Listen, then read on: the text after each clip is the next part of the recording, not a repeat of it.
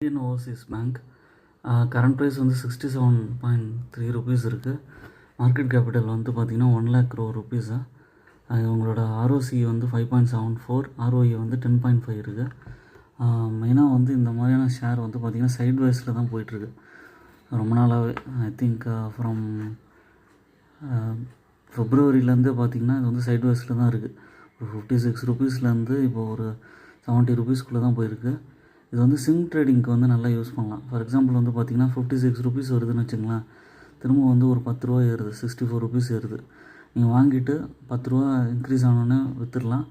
திரும்ப வந்து ஒரு 60 ருபீஸோ இல்லை வந்து 58 ருபீஸோ வரும்போதும் வாங்கிட்டு திரும்ப ஒரு 5 ருபீஸ் 10 ருபீஸ் ரேஞ்சில் இன்க்ரீஸ் ஆகும்போது விற்றுக்கலாம். அந்த மாதிரி ட்ரை பண்ணிங்கன்னா உங்களுக்கு நல்ல பெனிஃபிட் கிடைக்கும். ஸ்விங் ட்ரேடிங்க்கு ஏற்ற ஸ்டாக் ஐஓபி ஷேர்.